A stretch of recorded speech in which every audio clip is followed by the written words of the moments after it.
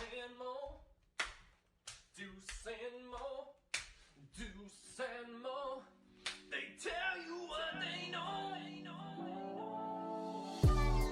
Do it for Deuce and Mo, Deuce and Mo. Hey, do it for Deuce and Mo. When it comes to the Kings, it's my favorite show. Do it for Deuce and Mo, Deuce and Mo. Hey, do it for Deuce and Mo.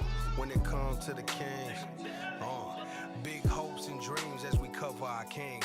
Never cover the kingdom, but we loving our kings. And we covered your prayers as we doing our thing.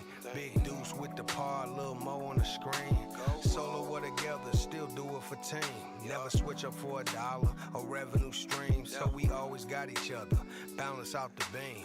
Deuce and Mo, and that's the end of the theme song. Do it for Deuce and Mo, Deuce and Mo. Hey. I had my mic down and more pointed last second. I totally fucked that up. I thought you were gonna try. Okay. We are live!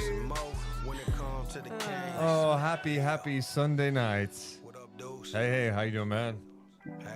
Kings had a better first quarter than you had a first minute. I'm rooting for y'all. My body of work over there is this year. How we doing? Let's go, gang. Sunday nights, and we are live to talk about what went down tonight in Sacramento. Kings losing again on the home floor. Now 3-7 at home. This one a little bit closer, but it was the Memphis Grizzlies coming to town and being Sacramento 115-107. Happy last day of November, or as I like to call it, it's already fucking Christmas time. Hey, cheers, huh? Get the eggnog. Got a Christmas tree. Deuce got a Christmas tree. Yeah, first time we've ever had a Christmas tree back here. I don't know how that's even possible. I do, because it's a very small space, and we've rearranged things several times Very cute. to now fit a Christmas How cute tree. is that, huh? It's the cutest little Christmas tree. Give me a hell yeah. We need some. Each year, we should add an ornament of the King's record. That's okay. We can skip that. Christmas is supposed to be happy. Yeah, no. No. We won't do that. I like that. Oh, I know, me too. Such a cutie. That's from Butterscotch Den. Shout out Butterscotch Den. If you've not been to Butterscotch Den, this is not an advertisement. Elite. Just a good little bar, and during Christmas time, it becomes all Christmassy. All right. We appreciate you guys so much for being here. We'll talk about what went down tonight, look ahead, big picture, talk about some NBA topics as well, because there's other stuff happening around the league. Oh, let me grab my Christmas NA. I also had like eggnog in my throat. Yeah. There you go. Oh my God. This is so great. I'm going to ask Sentivo to make me like a piney wine. Is that a thing? It is now. A piney wine, like an IPA style wine. So then I just Sounds feel great. like I'm drinking Christmas too. Yeah. Appreciate all the basketball sickos hanging out with us tonight. Shout out to Banta. I see cats in the building. We've got Ash, Digital Henry, Grumbles, and Mr. Bones. What a random name. What's up? Shout out Daniel. Appreciate you being here. Patrick, Jesus, the baby daddy. Relax into the black is here with Christy. Hey, Speedwagon79. Appreciate all those people hanging out with us tonight. What's up, Luke? And thank you, Luke. I used to watch Deuce and Mo, so I know what's happening during the Kings game. Now I watch the Kings game to know what's happening on Deuce and Mo. Okay. You get it? No, not really, but I appreciate it. I like it. Shout out to Super Chat. Kale Sounds donates $5. Just showing love and can't wait for the trade deadline. Okay. Thanks. I was going to say, can't wait until Christmas. Give me a hell yeah. Same thing. This person, who is this? Felix says, I've been a Kings fan since 2008, and this has been the most depressing team I've ever witnessed. Whoa. Oh, man. I mean, you picked a bad time to start becoming a Kings fan. Oh, wait. That's like the low point. You're just walking around. I want to be a Kings fan Like now. that's right after the start of the bad. Yeah. I mean, 98 to 06. Prime. Mm-hmm. 08. I'm gonna pick up a new hobby in 08. Kings fan. Oh, hey, would you like to see bad teams and relocation threats? Damn. All right. Anyway, we appreciate you guys so much for being here tonight. Sean in the chat saying, do we get purple fog? No. Absolutely not. No, Sean, we don't. I gotta say, our background is popping though. All right. Deuce and Mo, we're coming down 3, 2, 1. Hit my music. Deuce and Mo. Deuce and Mo. Deuce and Mo. They tell you what they know. Deuce and Mo. Deuce and Mo. Deuce and Mo.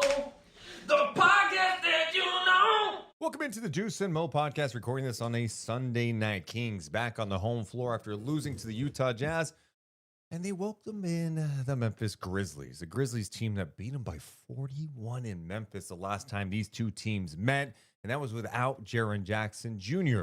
How would it look tonight back in Sacramento? Better. Some good moments, some really disappointing moments, and Zach Edey arrived tonight in Sacramento. The big man from Purdue, Zach Edey, was a monster in the game. 32 points, 17 rebounds, 5 blocks. The Kings had zero answer for him. They had some bright moments from the bench in the first half. Didn't really see much of that in the second half, and they lose at home 115-107. They are now 5-16 on the season with the Houston Rockets on deck. This podcast is always presented by our friends here at Cintivo Vineyards and Winery. I'm Juice Mason. That's Morgan Reagan. How you doing, Mo? And when I say better, I just meant compared to the last Memphis Grizzlies game, not like better. Yeah. I feel better. No. Yeah, look, my expectations going into each game, it's just like, when I say so low, it's low when it comes to will they find a way to get a win. I still have expectations for when I see certain players getting things done throughout the course of 4 quarters, not like the end of the game when things are already out of hand, or like not just to start the game, but then doesn't show up in the second. It's like, I have expectations of certain people in the team within 4 quarters and those expectations are not usually met. And they weren't met tonight. One of the big things we had talked about in pregame, my key to the game was pick and roll coverage. Oh, yes. Because the last time these two teams met, it was like Vince Williams and Zach Edey were looking like Jamal Murray and Nikola Jokic. It was tough to watch. And even different pairings. KCP and Landale had some moments in that first meeting. So tonight, what was it going to look like? And look, Zach Edey, we know the guy is a load. He's 7'4". He is a monster of a man. But he did not feel the Sacramento Kings tonight. No. There was not a lot of physicality when it came to Zach Edey. And what did they do late in this game, even when it got kind of close at times? Down the stretch of this ball game, Zach Edey, pick and roll over and over and over again. Why? Because it was so easy for Zach Edey. He got it going right down the middle of the lane. He'd get that ball in deep position, and it's an easy basket. So if you're in a pick and roll situation and the big is up, if that's Max Raynaud, well, who's going to help on the roll when Zach Edey is rolling to the basket? If the help was there, they did not hit Zach Edey first. They never hit him first. And if they hit him, it wasn't hard enough, and he got everything he wanted. It's striking to me that he had this big of a game, 32 points, 17 rebounds, and 5 blocks, and 1 free throw. Yeah. Which just tells me everything in this game, that there was no even thought to knocking this guy around a little bit and making him earn it. Yeah. And that's something that's been a theme of the year too, right? We've gone through so many games of being like, man, this person's cooking.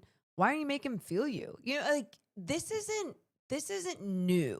Like it's such a fundamental thing that you learn in the 5th grade. I always go back to 5th grade basketball of like being the standard of when you learn something. And there you go. And I feel like when it comes to being physical with someone, and especially when someone is going off or has the hot hand, you have to make sure to slow them down. And it's not slowing them down. It's not like going Tanya Harding on their freaking leg and making sure that they can't walk again. No, it's trying to just be physical with them so they actually like mentally you take them out of it too. Like they think twice before they come off this screen again because you bump the shit out of them. Or like when they're posting up on you, you're not pinching their back fat, but you're doing things that are like so annoying that's going to frustrate them, make them do something, and it's just going to be an offensive foul. Like these are the things you have to play a mental game at that point. Edey loves being physical too, right? Yes. He's going to bump you around. Hold if you your bump him arm. back, you can frustrate him a little bit. And look, since he's returned from injury, the Grizzlies have really taken off here. They're now 5-1 in their last 6 games. They're playing good basketball. I just felt like it was just too easy for Zach Edey. And part of it too is Sacramento just doesn't have the size. Okay. And this is something that we've been talking about for months. So I'm not going to like beat this point into the ground. But if Max Raynaud is your big, by the way, a rookie big trying to deal with Edey, but if he's in pick and roll coverage, well, who's that? Who's helping? Right. Who's helping? Sometimes that's Keegan Murray. But even Keegan, he can get there in time. But Edey can still score over the top of him. It's just you're going to have to like hit Edey first. Yes. Move him around early, frustrate him. Stunt if you him, want whatever. a chance to slowing him down when you already are a very small team, and they did not do that at all tonight. And this team lacks so much. They are flawed in so many different ways, and it's being physical is just something that you can control. It's so simple. It's so simple, but I guess it's not mentally simple to make contact with people and to be physical with others, because it does take a lot of strength, a lot of energy, and a lot of thought even sometimes going into it. I always thought it was so much fun being able to like hit the shit out of people. Like it's just, I mean, you piss some people off, but I always think that's what made the game so fun is when you are bumping someone off the line while they're cutting and they get pissed off. Like that part is fulfilling, and you just don't see this Kings roster even go into that in any way, shape, or form. Even some of their other guys, their energy guys that come off the bench or whatever, it's like you're still just not seeing that. Yeah, and the size of Memphis is something we talked about last game. Well, you've got Jaren Jackson, Zach Edey, and then Santi Aldama coming in and playing minutes. Landale's coming in. They just have a lot of size up front, and even their wings are long. Like Cedric Howard is just like an aggressive defender as a rookie. He's got good length up and down the lineup. And it's something that has been a theme for a while with Sacramento. You're like, yeah, this team's just bigger than Sacramento. Oh, they're just more athletic. Oh, they've got rim protection.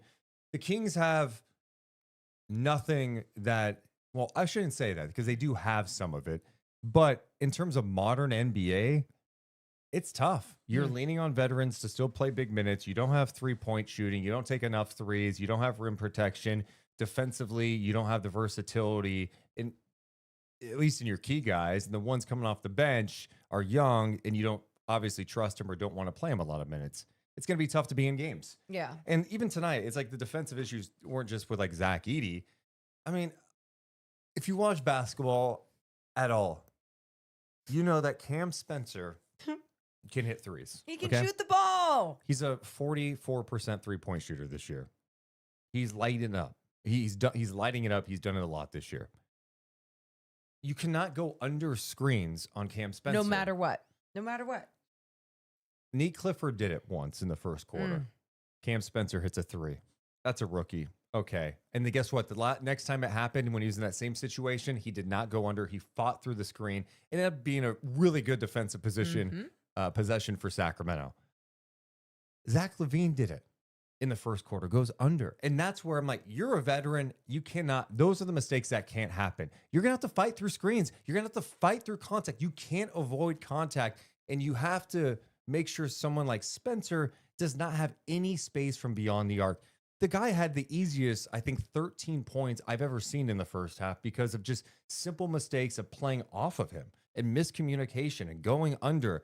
Like, this is just, we got to be better. I mean, if you're just locked into the game plan, at the bare minimum, even if you're getting hung up on a screen, at least you're going over it and trying to make Cam Spencer think. But when he's got this much space, he's got like 2.5, 3 feet of space, he's launching the shit. And he's good. And he's going to make it. And yeah, and but that doesn't just go for Cam Spencer. You know, that goes for shooters in this league, and we've seen it game after game. It's not only know your personnel, but it's also just like having the will to want to navigate a screen, to come over a screen. And I think that's something that we've seen more and more in the NBA teams that are like, we're going to switch everything. Well, some teams are capable, like have good enough defenders to switch everything and it makes sense.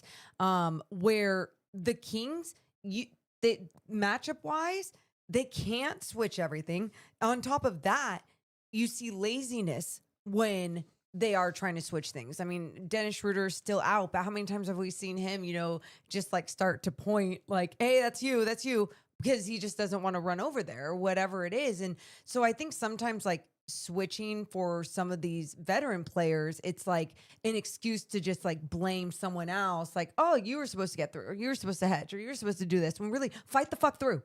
Fight the fuck through. Excuse me. First quarter, Sacramento gets off to a slow start. Memphis is up 23-15 at the 5:49 mark. So it's already tracking like Memphis is on pace for close to a 50-point first quarter. At least 40 plus at that point. Wait, first quarter? Yes. Oh, okay. First quarter, they're up 23-15, just over Yes. halfway through. So like they're on pace to score. Everything was easy for them, right? Going under on screens, the pick and roll, getting switches. That was the other thing. Like the guards sometimes on Sacramento, especially in that first half, in pick and roll coverage, they were just letting the big just bully them right down in the paint to get mismatches, and that was tough to see. But the game switched tonight in the first quarter in a big way. Doug Christie, after Levine went under on that screen that led to a Cam Spencer open three, goes to the bench, calls timeout, goes to the bench. He goes out with a lineup that featured Monk, Clifford, Keon, Precious, and Max Raynaud. That lineup, it was 29-21 once that lineup was fully out there and playing together with 4:15 to go. That lineup outscored Memphis 14-2 to end the quarter. 14-2. So Sacramento, something they don't do often, had a first quarter lead, 35-31. That lineup of Malik Monk, Nique Clifford, Keon Ellis, Precious Achiuwa, and Maxime Raynaud were everywhere. What did you see? Yeah, even if you go, oh, they're a little undersized, Max is a rookie, it doesn't matter because that lineup could switch everything. Yep. That lineup was flying around defensively, active hands, Because you athletic. had defensive, exactly. That you had those type of personalities. You had individual defenders who can like keep up and defend even if they're undersized, and or like the matchup isn't totally going to make sense, but their defensive skills will make up for whatever they do lack with size. And with that group, you're exactly right. It was flying everywhere, being on a string, being the most physical I saw any entire unit out there together. So you saw the physicality. And then what this allowed them to do was to play fast. I don't know how many fast break points they ended up in the first quarter with, or even in the first half with. But I mean, the fast break points for the Sacramento Kings was just better than usual because they were, especially during that time when it felt like they were just pushing the ball, running the floor. And even Zach Levine was running the floor a few times. Malik Monk was running the floor a few times. It just felt like it got everyone going. But that group specifically, it just felt fast, young, athletic, not perfect, but Got them back in the game, and you hold Memphis to 2 points in the final 4:15 because of that. Because you had the activity defensively, right? Monk pushing the ball. Even Max tonight in the short roll, finding Precious Achiuwa in the corner, a beautiful pass to the corner, and Achiuwa hits a three ball.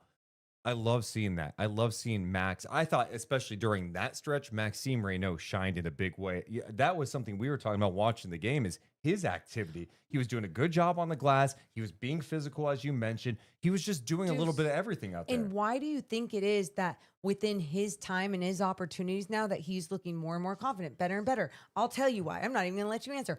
I will tell you why. Because he's getting the experience. He's getting the minutes. He's getting the long leash. He's getting to do these things. And on top of that, there's not a lot of bigs that they need to be throwing out there and testing out and are like, oh, you can dominate anyway. Like Sabonis is still out. Obviously, if Sabonis is in, it's different with his minutes. But right now, like he's showing like, let me be the next guy up, even if Sabonis is here. And I appreciate what he's been able to accomplish in this time, because at first I remember when he was getting a few minutes, I wasn't confident in his minutes. I was like, God, he looks too weak. God, he doesn't look like an NBA player.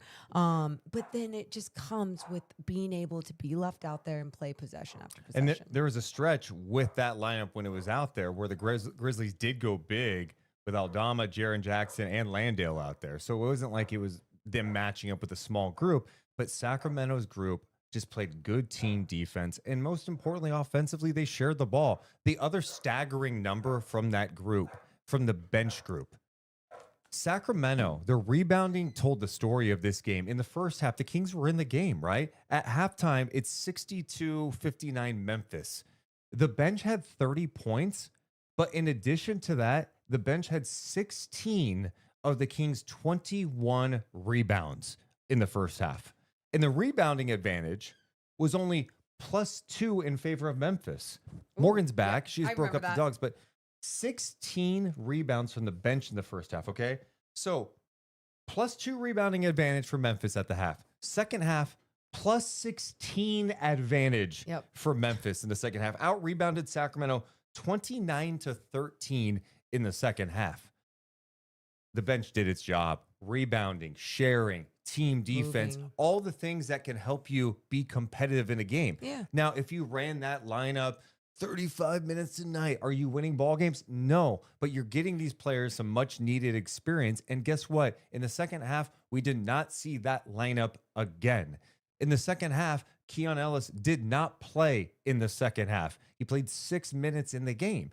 And so as we keep looking forward of, hey, where are the Kings at right now? They're 5-16, finding the balance of getting starters minutes down. I feel like I say this every podcast for like the last 2 weeks, getting those minutes down a little bit. Doesn't mean they don't have to play, getting them down and increasing opportunity for these young players, allowing them to make mistakes, allowing them to do their thing and feel the energy of a close game. Hell, put them out there to close a game one time just so they get this experience. That's kind of where it's at for me with that group. Go ahead. Put them in a closing game experience, especially in a game like this against the Memphis Grizzlies, because I understand the whole mindset, and especially for Doug Christie and his coaching staff, it's like, get the dub, like find any way you can to get the dub. They're not trying to tank, like that's what they want to do. Totally get it. But I think sometimes if they switch that mindset into, okay, playing basketball the right way will get you the dub. Just because Zach LaVine has been in the league and been plays in late game situations, and DeMar DeRozan and Russell Westbrook, they've all done it at the highest level their whole life. Doesn't mean that this 5-16 team necessarily needs that, and that's going to translate to a W. It hasn't translated to any W's except 5. And to that point, that bench unit, not only were they just getting minutes, they were doing the right things and playing the identity that Doug Christie wants to play with. And that's something I keep saying is like, I want to see Doug coach some of these guys to see what it looks like. Doug Christie, after the game, was asked about the decision not to go back to the group that closed on that 14-2 push. Or did you see something you didn't? No, we were trying to get back to it a couple times, and then they ended up going, I think, big. I'd have to go back and look at the film. It's just sometimes the game dictates how it goes. It's just you want to get back, and then you get a feel, and you're thinking, okay, this is going to work. Guys are going to, and before you know it, it gets away from you a little bit. But I have to go back and look at that. Yeah. Well, building off of that, DeMar specifically in that second half seemed to really get going with some of those second unit guys. What do you like about what he brings to that typically younger group? Yeah, DeMar in the second unit is fantastic because a lot of those younger guys, they can depend on him. You can play through him on the offensive end of the floor. And then defensively, they're young and they are flying around, grabbing rebounds, tipping the ball. Their pickup points were nice and high. So it's a blessing to have him when he's able to play in that unit. But sub patterns and different things it's going to be up and down based upon what we're trying to find. Try to find a unit that played well. We did find one in the first half, and unfortunately weren't able to find the same type of intensity and what have you in the second half. So there's Doug talking about that. One of the main things I want to get across is what he's saying about like how good they make DeMar, that second unit. I don't think tell me if I'm wrong. I don't think right now being 5-16 is about making DeMar DeRozan a good basketball player out there, because he did knock down a couple threes, right? Him and his 2-point baskets, and still what he lacks on the defensive end isn't going to win you basketball games. He's a bucket. He can do so much out there, and especially when he's with these younger guys, they can pick up the slack on the defensive end. On the offensive end, they can swing it around, blah, blah, get it to him. Totally get that. But when I even when I hear that, I'm like, yeah, but is that the best basketball you're playing when just because DeMar DeRozan is cooking in the third? Yeah, I mean, do you understand my pushback a little bit? No, I get it. But I mean, I'm good with some of the young guys playing with him every once in a while, because you do need a guy that can draw some attention, and putting him in a position to be maximized too. He could do his thing, but they can cover up his weaknesses. That's not a bad thing.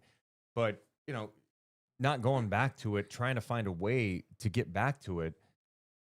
Nique picks up his fourth. I think Max picked up his fourth early too, so maybe that prevented it. But it's just a missed opportunity. And the other thing to me about it, that lineup in the first quarter going into the second that we didn't see a lot or didn't see again, it's like you're not rewarding guys for doing the right things. Like if Keon is doing everything you want him to do out there, then get him the opportunity to do it again in the second half.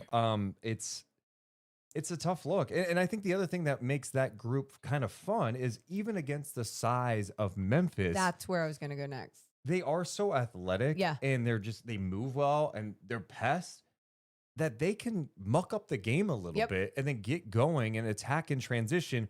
Whereas sometimes you see it with the starters where they can't recover the same defensively. If they get beat, or if there's just like one move that a talented offensive player makes and gets them, gets them off of them a little bit, they can't recover the same. Like, I wonder if Doug was even insinuating there, like, look, well, when they went bigger, we had to go back to bigger or whatever. And I'm just like, oh, or something that I don't even think sometimes it's bigger. I think it's just sometimes like a lineup that he trusts. Because I mentioned that on the post-game show when we were talking about tweaking some of these minutes for, DeMar DeRozan or Zach LaVine. And hey, can it be around 30? So then Keon isn't in here playing 6 minutes. But even for Nique Clifford, it was surprising to me after what we did see from him, in foul trouble or not. Who gives a shit? Let him foul out, right? Let him try to not only learn through it, but he's also a bigger body than Zach LaVine out there and play through foul trouble. Absolutely. I mean, there's benefits to that. Okay, you've got 4 now. How are you going to handle things? How are you going to stay with the same physical presence, defend without fouling? Hey, we need you on the floor late in games. You have to learn that way again. And I think we are in this like nitpicky, if you want to call it nitpicky. No, it's not. They're 5-16. Okay, fine. You're we're right. Trying to figure out the reason why we're analyzing it this way, and this is our direction, is because it's something we've been talking about forever now. And then when you do see these little glimpses, you're like, yeah, well, no shit. Like, why can't you do that a little bit more? Yeah, because I thought in the first half, the balance of minute distribution was fantastic. I was like, oh, cool. The bench is involved. You're not playing the starters heavy minutes. And once the second half hit, it was completely different. And so, yeah, I know we keep talking about this with this stuff right now, but it's something that we're watching as, this team's 5-16. You can look at the minutes tonight, like DeMar played 34. Does he need to be playing 34 tonight? Probably not. Like, LaVine plays 35. Does he need to be playing 35? No. Like, you can dial those minutes down, still get them opportunity to show off what they can do and play while at the same time getting young guys the experience and rewarding them for doing good things out there. You know, someone just said is in the chat, like, well, Nique is undersized at the 3. And it's like, well, no, everyone is undersized at every single position. It seems like on this team for the most part. But my pushback on that is he's very strong. He could take a hit and he's long. But also, why is he necessarily just being pushed into that 3 position? Why aren't we putting the ball in his hands and seeing what he can do at times and bring the ball up instead of Zach LaVine? So then he can set up Zach LaVine in a position where he could be in a catch and shoot situation, you know? So like, how can you just kind of play around with this more positionless strategy, whatever style, when you have a team like this? The bench tonight ended up scoring 46 for Sacramento. They had 30 in the first half. The other thing that I think really jumped out to me was just, again, the Kings' inability to play with any consistency offensively, because defensively, we know the issues. There's some just roster construction issues, of course, maybe not playing some of the right guys to be successful defensively, but there's also just limitations this group has. Offensively, man, it's a lot of the same stuff we keep talking about. Yeah. It's like a lot of score-first guys in that starting lineup, and you saw Keegan Murray has to get more than 12 shot attempts in a game. And I know he's not knocking down threes right now. If that continues through the whole season, that's a separate conversation. I hope he can get out of this. You know, he's getting his legs back. You know, he hasn't played in a while. His 6th game tonight. Sure. He's doing so many other things out there. He took 12 shots tonight. He only got 2 shot attempts in the 4th quarter. 2. Not enough. Zach LaVine got 6. You know, DeRozan got 4. And those are the conversations we start getting into in terms of like, all right, are we getting good shots? Yeah. And are we moving the ball enough? The answer is no. I think the Kings take a lot of tough shots. I think they play a lot of ISO ball, and they don't put pressure on the defense to get them in rotation and utilize a guy in Keegan Murray who is showing now he can score the ball at a much more effective rate. It's not just getting hot from 3. It's putting the ball on the floor. It's attacking. He had a lot of nice attacks. How about the dunk attempt on Edey he had where he got fouled, no call? Yep. The nice floater he has, the high floater. Finesse, everything. Yeah. Yes. So all that thing, but you just said it with even the guys going ISO at the end. Zach LaVine was doing such a great job early on, being aggressive, attacking the basket, running the floor, just willing to get to the rim. Toward the end of the game, I'd have to see where all of his shot attempts were, but one specifically in my head, I remember coming down and it was in that early offense. I can answer this. 1 of 6 shooting in the 4th quarter. Yeah. 1 of 4 from 3. Ooh, so 4 of the 6 from downtown. Dislike, because one specifically that I was just talking about, he came down, felt like he surveys, feels like the defender just keeps going back, and he's like, I'm going to pop this shit. I feel like I'm in rhythm. I'm in motion. I'm going to go. I understand the thought process of a shooter, shoot, all the things. But all I thought about in that moment, and I said it to you, I was like, the energy of the ball isn't flowing through everyone's hands. And everyone just feels like, damn, we just had this, good defensive possession. And now none of us got a little piece of that pie. None of us got to touch that ball and just and that goes such a long way mentally for an entire team. And so when you do go back to your little ISO ball, whether it's LaVine, DeMar, whoever, like even if you're sometimes like finding a way to get a bucket, that can screw with the team's mentality. Well, Malik Monk brought up some of those issues post game. This is from James Ham. Shit is hard. What do you have? 32 and 17. That's like 4 shots. When he by the rim, man, if we don't fight early, it's gonna be easy for him, man. He's too big, too strong, and yeah, he just laid the ball in. We didn't do our job early, so we made it easy for him. The way that second unit kind of responded in the third, was it similar to like what you guys kind of provided that spark in the first? I mean, you guys seen it. I feel like we did. Can't really tell from being on the court than you guys seeing it off the court, but I feel like we did our job. When you say doing your work early, like with Edey, is that guarding on the ball there and pressuring? No, hitting him early before he gets to the paint. Gotcha. Yeah. And then the 4th quarter, I think there's like a 4 or 5 minute stretch where you guys aren't able to get a bucket towards the end. What were you seeing when it came to your offensive execution? We was playing too much one-on-one instead of trying to find a matchup, swing, and then drive kick. I feel like the ball just stayed and I played a little part in that too. But yeah, it just stuck too much. That seems to be a trend. What is it that you guys have to do to figure that out where the ball doesn't get sticky?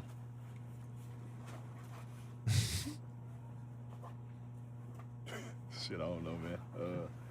Pass the ball. Simple as that. Easier said than done, though. A lot of guys been in here, been in the league for a long time, been making shots, making plays for a long time. So we just got to figure out when to take the shots or when to play off each other. Where's the level of frustration with you and the rest of this group? I'm always mad when we fucking lose, man. I don't like losing, especially the way we be losing sometimes when we don't put in the effort. I can't tell you what all the other guys feeling, but yeah, this shit annoying as fuck. Is there like you're 21 games out at this point now, and is there one thing that you guys feel that you can overcome that would kind of lead to a sustained, successful run here? Shit, I don't know, man. We see glimpses of it all the time, man. We just can't put 48 minutes together. We're gonna have to do it though, obviously, or we ain't gonna be here, or we're gonna be home in April. So, yeah, we gotta figure this shit out. Do you guys talk about effort? Do you guys have conversations about picking effort up? Of course. I mean, but we all men in here. We never know what people got going on at home. They might come in and not feel it. But yeah, man, we always talk about it. A lot was made over the summer about not having a point guard, but you've been in one of those primary ball handling roles for all the years that you've been here. I mean, again, how comfortable are you with that responsibility, especially having it in the second unit tonight? Oh, yeah, I'm super comfortable, man, especially with last year, getting thrown out there to play the one for the remainder of the season. I'm super comfortable with it, confident in myself, too. Obviously, I didn't have to get to do it a lot this year because of Russ and Dennis, but whenever they need me to, I will. I'll be ready. There's Malik Monk after this game, and yeah, I love Malik. Keeps it real. I know. I mean, I felt that. Pass the ball. Yeah. How are you feeling right now? It's annoying as fuck. Well, to lose. but that's I appreciate even hearing that from him because he is a competitor and he's someone that you can always rely on to bring that energy even when he sucks. Morgan. Or I say when he sucks, but I'm saying when anyone has a bad day is my point. He played in an offense 3 years ago that was up and down, moving the ball, attack. And now it's, we attack sometimes. Like if we get a rebound and the right people are in, who has the ball to push ahead, there's a lot of standing around. Yeah. And so that's why it's so like for us watching a game, if you're watching tonight's game, if you're at the game and you see that unit come in the first quarter and like, oh my God, the ball's moving side to side. They're getting in the paint. They're kicking out. Oh my God, they're flying around defensively. It's like, that's basketball. Yeah. Right? That's it. That's basketball.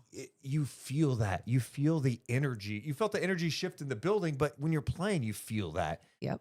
And then you play with different guys, and it's just a little bit different. Well, and he's very respectful about it. And it's like, talking about, hey, when you're playing with guys, I've been in the league a long time, and they're going to get their shots up. They're going to do this. We're trying to figure out the balance of all of it. I get it. I get that that's always a narrative, like for even if it's a college team and it's the seniors or whoever else, right? Depending on what college. But I guess my point to that is it's like the NBA especially is trending in this direction where it really is about having a fully good team and not just like, what has he done in his career? What has he done in his career? Like, I understand politics are always going to play a part. And now there's a shit ton of money in this league and all those different things are going to matter. But as a coach, as players, like how can you still figure out to play basketball the right way with the pieces that you do have? And what I love is that when Malik Monk is with that second unit, especially, like you see it, but you also see it when Malik Monk just walks on the floor with any unit. By the way, Malik tonight ended up playing 33 minutes. One guy off the bench who did play significant minutes. He had 21 points, 6 assists, 6 rebounds, a couple of steals, 2 blocks in the game. He also had just 1 turnover, 8 of 17 shooting, 1 of 5 from downtown for Malik. But I also, we mentioned this a couple of games ago. They all blur together at this point. But putting the ball in his hands, you know, it's like there's too many times when he's out there with other guards. Even I think early in this game, like Levine had the ball, and I'm like, Malik Monk's in the game. Yep. Like Malik Monk, Schroeder's not playing tonight. Russ is on the bench. Give Malik the ball and let this guy cook. Yes. I know I said this the other night, and I just, he's the type of guy, I'm not saying anyone's untradeable, but Malik is the guy, I love his energy and what he's about. And no matter what happens in the next couple of months, to me, he's always going to be one of those Kings fan favorites because he keeps it real. He plays with joy. He may do some crazy shit every once in a while, but I enjoy how he approaches the game and how he's improved his game from the first year he was here, obviously under Mike Brown, to even now, and like being asked to do so many different things, being in different roles and everything. And it's wonderful to have Malik Monk still part of the squad. And when you just hear some of the stuff he's talking about, going back to the beginning with Edey, okay, not physical enough with Edey, and then not sharing the ball, lapses. It's all kind of themes that we have talked about all season long, and it's the hallmark of what a bad team does. They show glimpses. I was talking to G-Man before the game. He goes, man, if they could just get consistency. And I'm like, I hear that, but I also go, this is bad. Turn on League Pass and watch some of the bad teams in the league. You know, like, they're going to have good quarters. They're going to have good nights. The LA Clippers the other night against Memphis had some good. They had a lead in the game, but good teams get better throughout a game. They adjust. They turn it on at the end. The bad teams can hang around for a quarter, have a good few minutes. The Kings just don't have it. No, and I think something else that we talked about a lot, and we've been still talking about a lot, is being focused, like the effort being there mentally and physically. Like physically, we don't question it for the most part. Like maybe on a possession or so, or close out, maybe. But mentally, like people being locked in and coming in ready. And I felt like tonight, people are ready. And then when the game kind of goes in a different direction because of the units that Doug Christie's putting out there, it feels like they go straight into, okay, well, what can I do? It's not what can we do as a team? It's what can I do? And it's not a good thing. It's about, and guess what? I understand that everyone has bad days, bad effort days, all the different things. I even said to you on the pregame show, I said, I sucked today on the pregame show. I felt like, and all day, I didn't even know if I was going to be able to do the show because I was like sick, throwing up all day. And I was like, girl needs to finish 2025 with that paycheck though. So I got to the arena, laid down until the show started, like didn't even just talk to anyone. But my point is to that though, I didn't feel like mentally like I was just like great or anything. And my point to that is I get it. I analyze these people all the time about having these bad days and it's going to happen. But when you see it game after game, time after time, and you just don't see the four quarters put together enough for you for each individual, that's when it gets frustrating. But it's also exhilarating when you see the fun moments from young groups or groups that you don't get to see all the time. For sure. And that crowd appreciated what they saw at the end of the first quarter when that group went on a 14-2 run. And it's just like, you can live with the mistakes from the young guys. Yeah.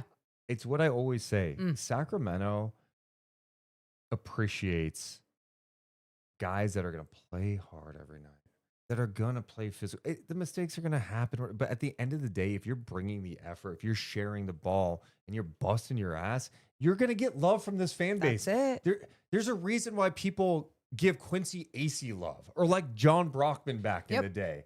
Guys who would just do the dirty work. Like you know that what I mean? hold a special place in our hearts in Sacramento because Jack Cooley. of that.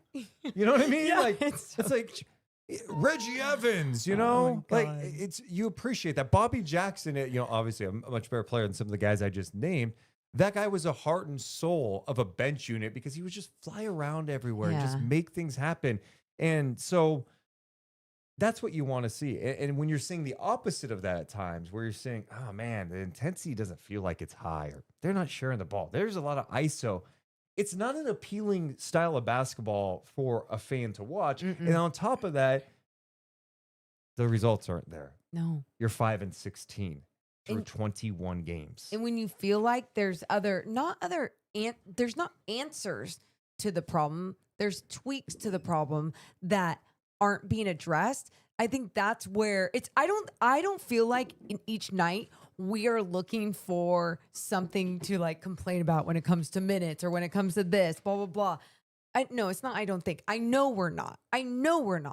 So that's what I think it just becomes so frustrating, is being repetitive about like, well, you're 5-16 and there really are other tweaks that you could just kind of try now. Are we going to see it next game? Don't know. Keegan Murray tonight, I mentioned he only had 12 shots. He ends up with 12 points in this game, 2 rebounds. How about this number, though? What? 8 stocks. Ooh. He had 5 steals Bro. and 3 blocks tonight. That defensive end and Keegan Murray should be married, honey. If the Kings were any good, he would be getting a lot of love for all defensive teams this year, because he is so gifted defensively. I don't think he got enough help tonight or enough opportunity offensively. Got to get this guy more shots. Like, what's the number? Like, I'm not saying just jack shots. Of course, we're talking about, hey, make sure to share the rock. But I want Keegan to be a decision maker. You were just talking about when Nique's out there, let him handle the ball a little bit and make decisions. He's shown the ability to do that at the college level, little glimpses in the summer league and preseason. With Keegan, oh my God, I want to see more of that. Thank you for going there, because there was a few times where he's just weaving through people, doing such a great job with his body control, but with his handle and how low he's bringing the basketball, but while also being strong with it. So no one's stripping it. Active hands are around bodies, but he's like, it's like splitting defenders, weaving between bodies. And you're so right. I'm like, oh, with his size too. Yes. Yep. And he can elevate over people if he needs to turn around and shoot over someone. Like, there's so much there on the offensive end for Keegan. Absolutely want to see more of that, and especially if he's not knocking down his threes. He's so fun. I know. But I'm sure he's not going to be, for the 5th consecutive time, our Butcher and Barrel player of the game. I couldn't do it tonight. I know. If Keegan had like a 20-point night, he had the rebounding up and had the 5 steals and 3 blocks, I would probably give it to him. Really? But tonight, I mean, there's no other player to give it to but Shaq. this man.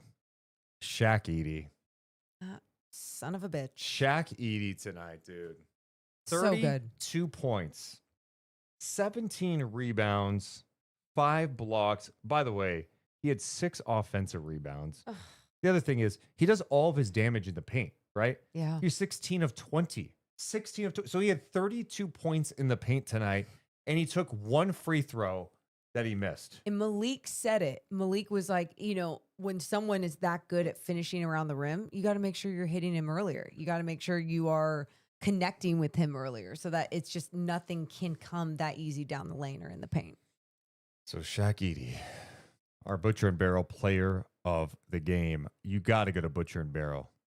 It is so delicious. And you can go before games too, and they have a pregame deal. It's $38 for a Wagyu burger, a shot, and a beer. But if you're just like, where should I go to eat in Sacramento? I always tell people Butcher and Barrel. No, not just because they're a partner, but because it's really effing good.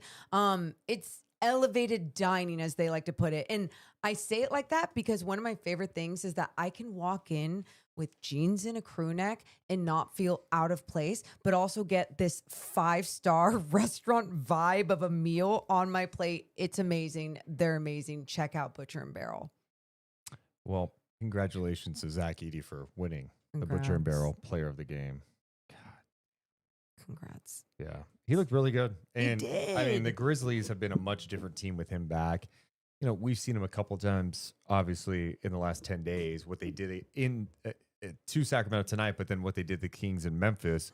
And I was watching their game against the Clippers the other night, and I'm like, God, what I like about them is they play a style that's kind of appealing, right? Like, they share the ball.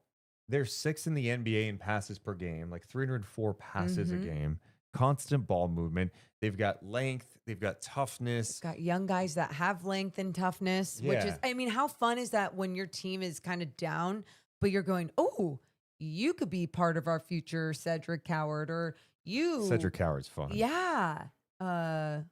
Who's the other guy I'm thinking of? Vince Williams. Vince Williams, yeah, he had a rough night shooting tonight, 0 for 8. You know, Yeah. Jalen Wells, the Sacramento kid, was 15 my tonight. No, and they play hard. They're just disciplined. They just feel like a connected group. You know, that first matchup, they had 42 assists against Sacramento. Tonight, 28. But the rebounding was 52-34 in favor of Memphis tonight. They shot 52%. They only hit 9 threes in this game, but you know, when you're doing all your damage inside and you're playing some pretty good defense, yeah. Yeah. It's going to be it. The other thing that jumped out to me was Sacramento. First half, they only took 8 3-pointers. 8. They were 3 of 8 from downtown the first half. Whoa. In the second half, they took 19, 5 of 19 from 3. And I'm glad they took more threes because they are just near the bottom of the NBA in 3-point attempts, which is hard in today's game. If you're doing that, you better be getting to the free throw line a shit ton, dominant in the paint, dominant in other facets of the game besides 3-point shooting, which Sacramento just isn't. And there are opportunities. And you see some of the young guys pass up looks from 3, launch the threes. Don't take bad threes. I saw a lot of contested ones tonight, just not high quality ones when they did take them. Yeah, this team has a lot of things going on. This is the first time this year. Yeah. And it's November 30th. Okay. This is the first time this year where I went, okay, we're talking about a lot of the same stuff. And it's like kind of just like, ugh. Well, I don't know what else to say about it. It's like, yeah, they need to pick a direction. They need to play young guys. They got to make trades. They got to get bigger. They got to play a modern style of NBA basketball that they're not playing because of the starters that they do have. Yeah, but I think the repetitiveness tonight, I think where it becomes either frustrating or where it feels weird not talking about. It's like I was kind of saying, there's an answer to the tweaks on the roster when you're 5 and 16. Like, it's not about, sure, we're all excited for trades, change, all the different things, but why not make some change now while it's like you can, and there's stuff on the and it's not about benching anyone. Yep. It's not about benching anyone. Yeah, sorry. So we went right back to what I was saying. I'm like, I'm just over it. Oh no, I'm just saying over it. It's just like, yeah, I know. We just got to see it. And next up, the Houston Rockets are in town. Can we get to some super chats real fast? Please. Appreciate, I mentioned KL Sounds already, just showing love and can't wait for the trade deadline. Brother Future 94, appreciate the donation. Donating $2 saying, not even a Kings fan, but I really enjoy y'all. Thank you. You know what? We appreciate that. I'm glad there are other NBA fans who mess with the content we do. Also, fact tonight, 14 steals, 7 blocks from Seattle Sonic Dude. Love he that donated one. $2. Yeah, Kings with a shit ton of steals tonight. 14 steals.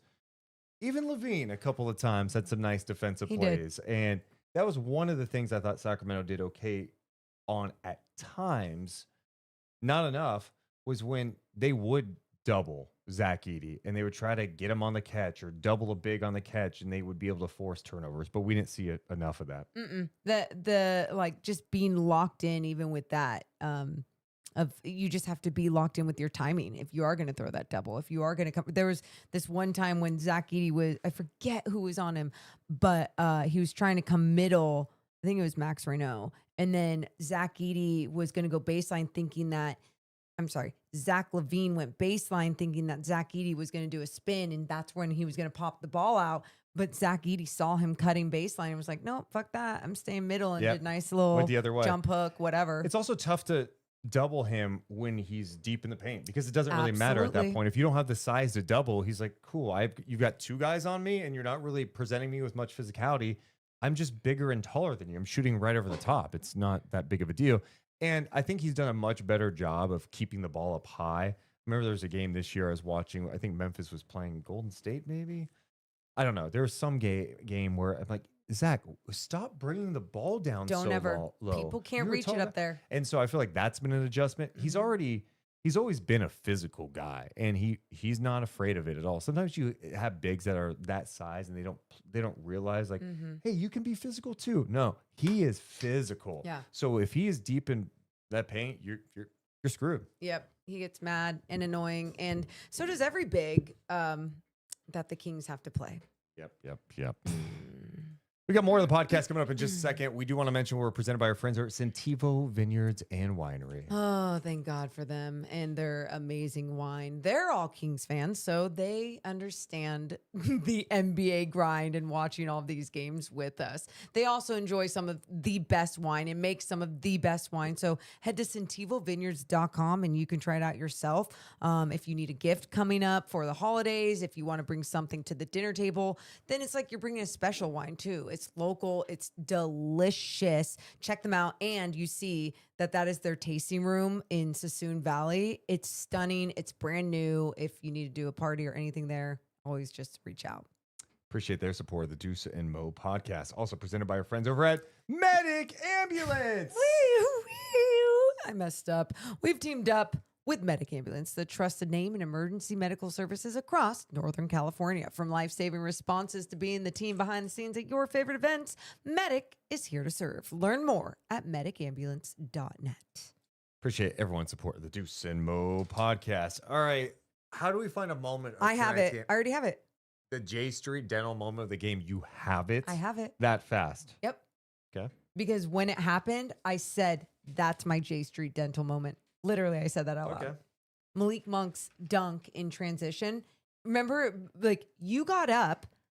I'll never forget this, too, because Deuce, he's in his seat. Like, you have to position yourself where it's like you definitely have to make effort to get up. The dunk happens. He gets up and, like, makes a growling noise. And it was really weird. And I said, did you get up to growl just at that? And you said, yeah. And then you sat back down. And I was like, okay. Yeah, Good dude. boy. I'm an intense guy. Like, I had my Little laptop and I dog. jumped up. That was a moment worth jumping. Well, it was. It was a really great dunk, just with authority at the rim by Malik Monk. So, first quarter. All right, I feel like I'm going to look back at this podcast and I'll write that down. Sorry. Ooh. Monk. I know what you're... dunk. Nasty. I'm going to put Keegan's dunk attempt on there. Okay. Keegan trying to yam it on Zach Edey's head. Yep. Was no fear. Huge for me. Love it. That's our J Street Dental moment of the game. Enriching lives and enhancing smiles, head to jstreetdentalgroup.com. You can also check out their sister office, Sacramento River Dental. Like I keep saying, they're all run by such amazing people, Kings fans, and they do our smiles as well. J Street Dental, making cavities fun. Okay. That's not their... Yeah. How about preventing cavities? That's probably well, that'd be yours. For me, it would be making cavities fun. Since the Kings lost, we also go back to the J Street Dental moment jar to pick up a moment from the past to see if there's a good one to talk about. You know, it's funny. I thought tonight you were going to put on the moment sheet us being repetitive or like the game feeling repetitive. No, I'm going to go there. So. Oh, ooh. No, it's purple. We don't do purple. That's from this year. Do you want me to grab it? Nope. I got it. Here we go. Ooh, okay.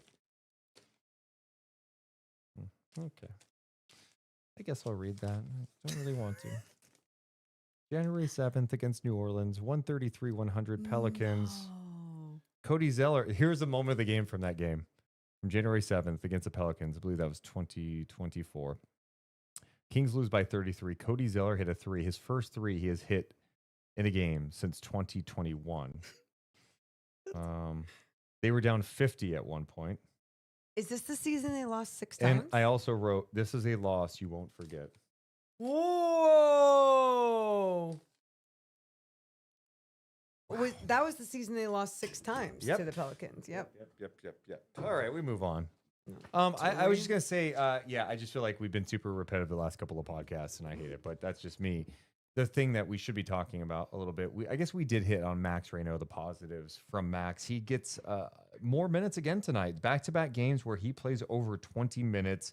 Tonight he had 9 points. He had 6 rebounds. He had 3 assists and a couple of turnovers before fouling out of this game. And I guess you did give him a lot of love for the growth he has shown since the start to now. Yeah, I gave him a lot of love, especially because I didn't know where to go with it for myself. Honestly, I was like, oh, are they just putting him in here because Domas is out, or do they really believe in him or whatever? And it's like, yeah, they do, and they trust him, and so he's getting the opportunities. And what's cool is that you're seeing the growth in the opportunities, Yes. and that's like, again, that's all we want to see with these young guys right now when you're 5-16. So it's great that Max has been able to capitalize on some of those opportunities. Nique Clifford played just under 13 minutes in this game. He had 5 points, a rebound on 2 of 2 shooting. He knocked down a 3, and he had 4 fouls. And the in 3 that stretch. was at the end of that quarter, the first quarter. The 2 Oh my plays he God. scored on were really fun. He had that one in transition. Remember the push with the Euro step, slow down move in the paint? And I saw him fuck that up the other night in transition, where I forget who it was against, and he was trying to just kind of float away. I think it was against the Suns, and he was trying to float away from it rather than like go into them. And it was so nice to see him be patient with his Euro step and be able to finish in transition. Beautiful. Max also had his welcome to the NBA moment on the perimeter defending Jaren Jackson, who beat him off the dribble and dunked it on his head. That was nasty. That was nasty.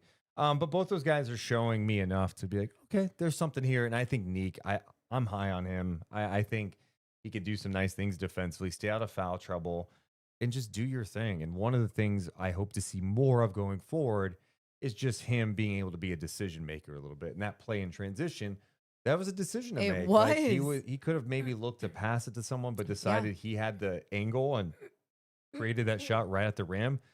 Loved seeing that from him in this game. Yeah, I'm with you on that. And that's why, like, when we see those moments, and even in the short amount of minutes, it's just like, wow, what could he be doing with a little bit more? Even if you do just let him have that longer leash of 6 fouls. And hey, fouling, it's not fun to watch, especially in a young guy. I know poor Keon over the years seems like he gets, some BS calls. Mm-hmm. And then there's other times where it's like, no, you are being too handsy, like knock it off, be cool with it. But you got to work through it, play through it, get better. Precious Achua has been a bright spot for me. He has 11 points, 7 rebounds. He has I like his energy. ability to run the floor as a bigger player. Also, I do like the fact that you could throw him in some lineups where it's like you put Keegan at the 3, Yeah. him at the 4, and like Max at the 5. Yeah. It's I guess you could say he's like, I mean, with this roster, you have to be versatile in that way, and he's been able to adapt and do those things and just not be a liability when he's just thrown a curveball. Yeah. I honestly like those.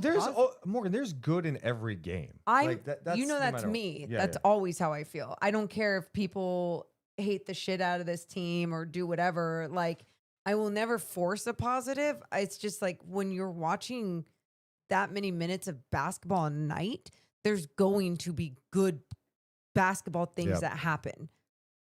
Well, next up for the Sacramento Kings, they take on the Houston Rockets, a Rockets team that was in Utah today and had a lot of fun. I was watching that game earlier today, and yeah, let's just say it was pure domination by Houston. They beat the Jazz 129-101 in Utah. In that game, Kevin Durant had 25 points in 30 minutes. Şengün had 27 in 28 minutes. So the Rockets now are 13-4. They rank number 2 in offense, number 2 in defense. They're near the top of the NBA in second chance points. Tonight, they had 21 second chance points, and they've got length and size everywhere. We also saw a change to their starting lineup. They decided to start Reed Shepherd tonight, who's shown tremendous growth as of late for them. He's looked awesome. But they go with Shepherd, Amen Thompson, Jabari Smith, Durant, and Şengün. How about that fucking size? I mean, it's crazy. Yeah, and Shepherd that's also someone that on the defensive end is showing the perimeter pressure, right? Thompson as well, the perimeter pressure. You have guys that if they're not, for some reason, they make a mistake up top, well, they have people behind them, a second line of defense to rely on as well, so they can make mistakes. That is why they're obviously one of the better defensive teams in this league. And then offensively, it just makes sense. Yeah, with Şengün's scoring ability, and then adding Durant to the fold now, it's just like not fair. He's one of my favorite players, and it's like this almost feels like the perfect team for him. Where, a few years back, well, it's more than a few years now, when he was with Golden State, he was like younger, could defend. Yeah. And not to say he can't play defense now, but he's getting older, right? Yeah. Like he's not going to be the same guy all the time. But you have him surrounded. You have a legit scoring big in Şengün, and then you add in the length and versatility of someone like Amen Thompson, Yeah. Jabari Smith. Then you come off the bench and you've got like Steven Adams with some size. It just feels like they needed him, but he needed them as well. It's been like the Absolutely. perfect marriage. And, think about them losing Van Vliet right before the season. I think there's still questions about like, all right, do you feel comfortable with their point guard situation going into the playoffs? I don't know, but Reed Shepherd showing some flashes of being really dynamic with the ball, being able to score the basketball.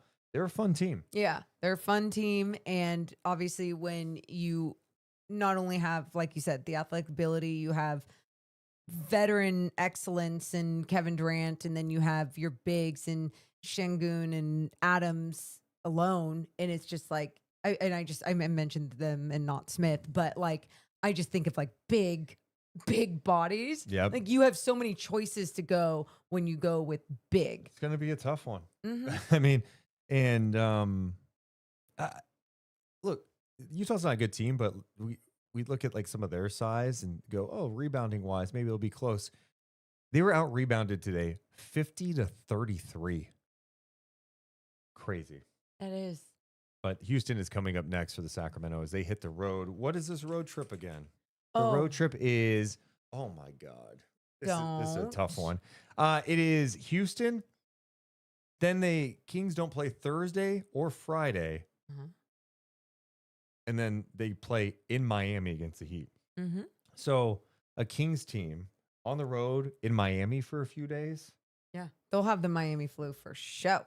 And that Miami team, one of my favorite watches in the league. We talked about them a lot, but they get up and down the floor. Yeah. Constant pace, They play pressure. It's been fun to watch, and even the tweaks that they've made on the offensive end, obviously with like you look at Bam in the DHO action last year compared to this year, it's like it's not happening, right? Yeah. Like it's like maybe if they must turn to that, but they don't do on ball screens. They're not doing a whole bunch of handoffs. They're making sure that they are spreading the floor and making defenses play in some of that open space. That's going to be a tough one. And then they close the road trip with a game in Indiana against the Pacers. That game was supposed to be on Peacock, but Peacock said, you know what? You guys can have that back, regional sports networks. Dude, We'll and- just pass. No disrespect, but we don't want to see Kings and Pacers. And this Pacers team has a bad record, but they're starting to get guys back. Siakam had a game winner last night. That's not an easy game either. And then you're home for the Nuggets on the Again. road against the T-Wolves after that. I'm so sick of that. Like this, what is this? Deja vu? Like, come on. Yeah, I know. Denver and Minnesota And again. you Those are wonder- the two games added, by the way, for people who don't know, because the Kings are in the NBA Cup. They got two games added to the schedule, and they happen to be Denver and Minnesota. You wonder why we've been so repetitive, huh? I Got know. the same effing teams. Same teams all the time. All No. the time. I swear that's why. I'm not Yeah. taking accountability. Oh, No. my God. No way. How are you feeling about some of these teams in the league right now? Looking at the West, OKC won today against Portland. They are 20-1. And, they just get Jalen Williams back. He comes back. Hartenstein's now out at least a few weeks. Mm-hmm. Is anybody beating them? Is like Houston the best chance? Best chance. I I mean, maybe right now. I'm out best- on Denver in November. Really? Late November, I'm like, it doesn't mean they can't make a run. I know they went 7 last year. Yeah. And I'm definitely changing my tune Who right are now. you down on? What? Like Christian Brown being out? Like what? Maybe that's the reality. You know what? They're so banged up. I can't say. Yeah. I take that back. Can I take that back? Wait, is Aaron Gordon Aaron still Gordon's out. Yeah. Christian Brown's out. Yeah. You're so right. Like, I take yeah, it back. shut up. Shut up. We believe in Denver. We believe in Denver. Not chanting that. Okay. OKC beats Portland 123-115. SGA had 26. Jalen Williams was 16 points, 8 rebounds, and 5 assists. But this OKC team is literally just beating everyone. Like in dominant fashion. Yes, You know, yes. And they're playing better basketball as a team than they even were last year. They grew off of what they achieved. Speaking of being repetitive, we've seen them a few times, obviously, this year. OKC. But something that SGA said weeks ago that just sticks with me is that he wasn't satisfied after they won a championship because he didn't feel like they played their best basketball in the finals. And that kind of like ate at him a little bit. Yeah. Which is just crazy to me. Because, you know, you win a championship, you're like, we made it, yeah. But the great ones have different types of mindset, obviously. Yep. And SGA came into the season going, no. We have to be better if we want to do this again. Not only if we want to do it again, but if we want to do it the right way. And even. they were awesome last year. An amazing season. They were the favorites. They played great all year. Were perfect in the finals, but they were able to get it done in a Game 7 situation. And so going into the next year, you're going, okay, what's it going to look like? A team that just won a championship. There's always the talk of a championship hangover. Maybe you're not as fired up. Yeah. You know, the regular season doesn't feel like it has as much meaning. Yep. Their approach has not changed. It doesn't matter who's in the lineup, who's playing, who's not, who they're playing. They're not resting guys. They're not, load management shit. It's just like everyone is playing basketball. We have depth. We have a real basketball team. We have a real roster. We have real stars. And this is how we're going to play. And it's beautiful basketball. And it's fun. And I would love to be talking about OKC basketball night after night because in those wins, so much beautiful. It's like how many of those games have they won ugly? Maybe a few. I don't know. I haven't watched every single OKC game this year, but my point being is like they're mostly playing a style of basketball that is just fun to watch. And the baby daddy's mentioning that they might have a top 5 pick in the 2026 NBA draft because they've got the Clippers pick. Yeah, that's good just job, crazy. Clips. Good job. So OKC's won 12 in a row. They are 20-1 on the season. We mentioned Houston being 13-4. They're the 3 seed. The number 2 seed that I got to be honest, this might be the first time anyone's ever said this. What? I don't think people are talking about the Lakers enough right now. Because usually they like shove it. It's like the Lakers are 3 games below 500. It's like LeBron James, look at what he's wearing tonight. Yeah. Coming up on ESPN. Well, when LeBron James was coming back, they made a bigger deal about his historic comeback than they have about the Los Angeles Lakers and even Austin Reeves. And what the leap he's been able to make as an individual player, averaging almost 28 points a game, 7 assists a game, like making people better and being a threat out there to a whole nother level. When you have Luka and LeBron on your team, and with those two being out, and they're the number 2 seed. They're sitting at 15-4. They've won 7 in a row. Luka's doing his thing. LeBron's only played 4 games. There you go. He's played 4 games, and Austin Reeves is just such a difficult cover. You're like, holy shit. Wasn't just against the Kings. The jump he has taken this year has been tremendous. Yeah. It's a leap. Denver is at 14-5. San Antonio, I know they lost today. They are hanging tough without Victor Wembanyama. Who'd they lose to? Let me look. They lost to Minnesota, 125-112.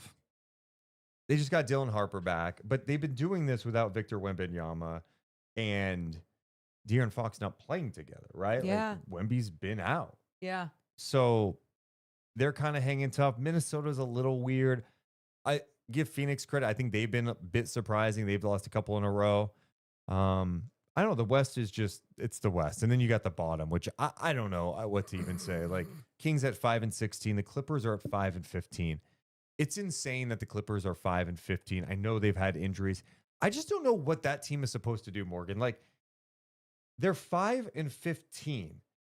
Do they think the right tweak, and I don't even know how they make this move with all their cap circumstances, is going to propel them into making a push for the top 6, or are they like, hey, we'll just get in the play-in? I guess technically if you looked at the play-in, they're only 3 games out of the play-in, and maybe you get hot and figure it out. Well, that was kind of what the Warriors feels like what the Warriors were doing over the last couple of years, right? It's just so hard for me to fathom that this team that's old is all of a sudden going to find a way to get it together and go the right direction. And it's just looked broken. Defensively, they're not good at all. Which is wild no, because it they is. looked so connected last year defensively, and we were all talking about Jeff Van Gundy and his defensive schemes and how it was working. But yeah, I think where you're going with this too is, okay, what direction do they go in? Do they go in the direction of sell, or are they like trying to put the perfect, what is the perfect piece though? And sometimes I don't even think I think with them, it's not about a perfect piece. It's about a roster that, again, would make sense around Kawhi Leonard and James Harden.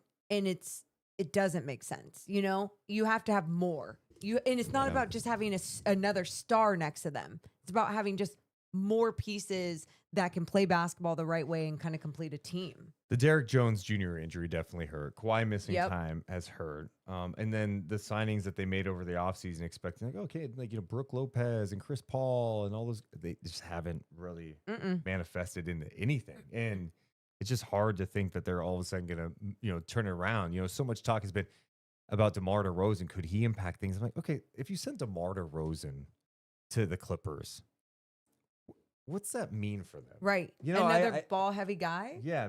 And maybe you want that coming off your bench to go get buckets, but I'm not thinking like, oh no, the Clippers are here by making that move. And so you're right. It's like, do they do something crazy and start like blow it up a little bit? And by the way, those contracts of moving like Kawhi and James Harden aren't going to be easy contracts to move per se, right? Like, no.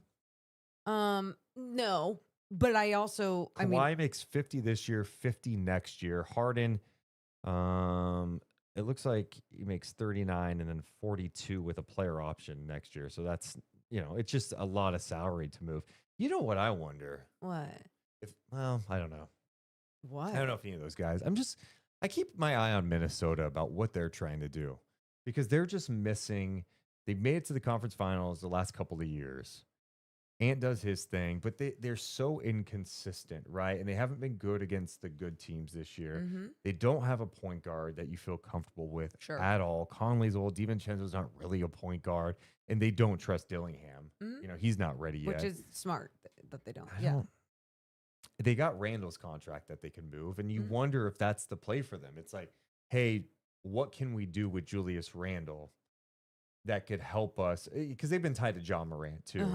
That could help us, like, because we do have Naz Reid up front. We have McDaniels and Gobert. Is Randall the guy that you move when his value's high and try to reposition yourself to be different?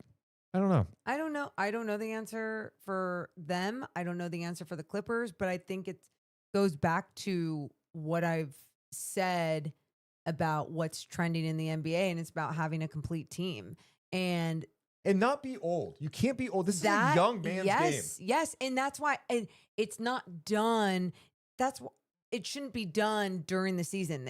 A lot of these things should be done during the off season, and especially if you're not winning. It shouldn't just be tweaks or adding some, and no offense to the older people out there, the older vets that are out there, you know, even the Chris Pauls and everything. Like when you're going for some of these names and you're just like, oh yeah, you know, maybe he can give a little bit of this and some veteran leadership in this. And it's like, it's just not going to be enough anymore. This league, where it's trending and where you're seeing some of the best teams are with their depth, with their youth, with their length. It's evolved. Got to evolve with it. Also, you know, you're thinking about, all right, we got to make, if you're Ballmer, you're like, all right, we got to make this move. How are you getting past OKC? You know? Like, you may be able to get in the playoffs and maybe win a series or whatever, but trying to battle that team or Houston and giving them your pick, your first round pick, dude, that is going to go down as probably the worst trade in league history. Who would have thought? I mean, at the time, you didn't think that. Right. That's why it's so funny when we try to grade these trades, like especially ones like that. It's like, Clippers, A+, good for the OKC, but, we'll see. And now it's, played out a bit here. And it's like, oh, wow, Paul George is not even in LA, and Kawhi's been banged up, and SGA's won an MVP, and they've won a championship. And, oh, by the way, they still have control of your picks from the Paul George trade, and he's in Philly. The rich is getting richer. You know what my thought on that, by the way? What? We always talk about the rich. They need to donate, right? You got a lot of money. You should donate to causes, right? Donate. Oh, okay. I thought you said they need a donut, and I was like, They I'm need listening. to donate. OKC, you're good. Go ahead, donate that pick to us. We need it more than you. It's not. How nice would that be if Sam was like, you know what, you can have. I've thought don't about need that it. with Here we billionaires. go. I'm like, it'd be so nice if they're just like, you know what, we want to give you $1 million. Yeah, so I'm asking I'd be like- Sam Presti to not be a scumbag. Yeah, I and like it. give us that first round pick. You don't need it for what? And that's a threat, by the way. Man. Oh my God. I have one hot take to offer up before we go. Sure. What, you have a hot take? What's that? I feel like I'm enjoying more teams in the East than I am the West. And I think it's really, maybe it's because it's like the new blood. Okay. But just like seeing Toronto be fun. Toronto, yes. Detroit, duh. Yes. Miami. Miami, even Atlanta. When they were here. Atlanta tonight. Jalen Johnson is 41 points tonight. Didn't even know that. Orlando. Oh. Even without Banchero. Yep. Those 5 teams have been fun to watch this year. Yeah. I was like, I don't even need to name anyone. The top 6 right now in the East: Detroit, New York, Toronto, Miami, Atlanta, Orlando. And by the way, Sixers were fun for a little bit. I mean, they're still they can still be fun, but yeah. Yeah, and the Bulls have fallen off. Yeah. Their weaknesses are starting to show a little bit. They have lost like 3 in a row here. Milwaukee, what's going to happen with them? They're 9-12. That's another team that needs a move. Otherwise, Giannis, this is going to be Giannis's last year in Milwaukee. So make the move. Make the move. The move? I think you sell. Giannis? You sell. If you feel like you can't make the right move to figure it out, then you have to sell. It's just so frustrating to see because you know this. that's how it is. But you know that's how it is. But like, and why does he it is have to be so you trading him when he is still as good as he is? How have they failed to like build a winner around him? And I think part of it is too, like he put pressure on them to go get Dame, and that did not work out. Dude, I know so many people are going to be like, you ever sell Giannis? Of course not. No. But my only pushback to that is, okay, so you let him walk away because you're incompetent and couldn't put you can't just put the right thing next to him in 1 year and then be like, oh, dude, now he's going to figure it out. He is it takes averaging time. 31 points a game, 11 rebounds, 6 assists, 64% shooting. He's not taking a lot of threes, 1.5 per game, 45% from 3 to start the year. I mean, he is 31. He's a physical freak. The only way I could never sell, him is if he is absolutely demanding it. Yep.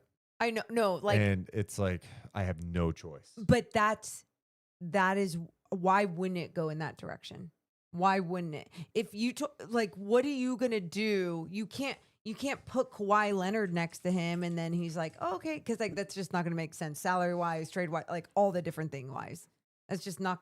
It's not gonna happen. And then they commit a lot of money to Miles Turner the next 4 years. Oh wait, how many more years does Giannis have on his contract though? Next year, 58. The year after that, player option for 62. So.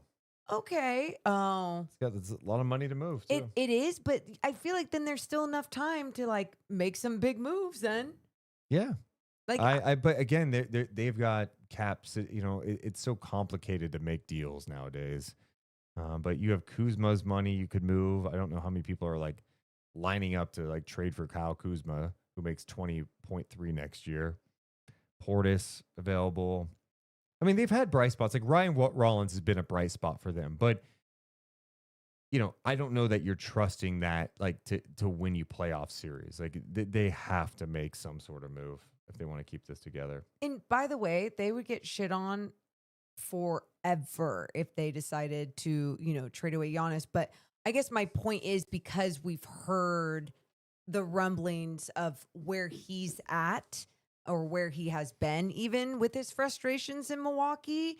And if you can't make the right moves, then you do it before he gets to make just all of the choices of you're moving me here and you're making me happy. Otherwise, my agent is never going to let you talk to this person, this person, this person. It's like so you, hard. you know how the politics work. Do everything in your power to keep that guy. My goodness. Yeah, but like if you can't with the cap, then what do you do? You know? Final thoughts? Trade Giannis to Sacramento is the answer. Final thoughts. I mean, yeah. What do you want? Everything. Milwaukee? You want my left arm? You would honestly give up your left arm to trade for Giannis? Did it mean a championship? It's a chance of one. Ooh.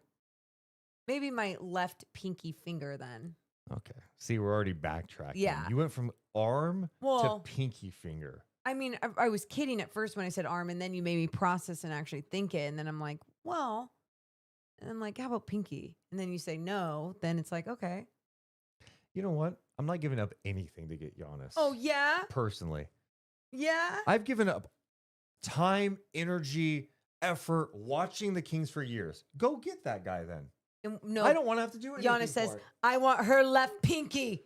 You can have both pinkies. That's what I'd say. Oh, so have them both. Okay. So then you change your tune. Yours. Oh. I thought it was one mine, one of yours. So stupid. Damn it, I'm pinky-less. But for Giannis. Yeah, my final thoughts are I'm so glad that there are so many good teams in the NBA because it is super fun. I'm glad it's like not a down year in the league where we're just like, what is everyone doing? Oh, it's there's a lot of good basketball that's happening, even if it's not necessarily right here in Sacramento. So I'm good. My final thoughts, I like December's schedule in terms of days off. Couple days off. There's not a whole bunch of back-to-backs. It's kind of nice selfishly during the holiday season to have a couple days in between games, and it allows us to do some more content on the side with our YouTube page. Like, hey, maybe a little film breakdown coming up this week. I'm going to bust some out. I love it. You know, let's have some fun. But we Yeah. appreciate you guys being with us all season long. Make sure to hop in the YouTube comments after the show. It helps the channel grow. We love you guys so much, but we got to go. You all have a wonderful rest of your Sunday night. See ya. Deuce and Mo, Deuce and Mo, Deuce and Mo. They tell you what they know. Deuce and Mo, Deuce and Mo, Deuce and Mo. The podcast that you know. Deuce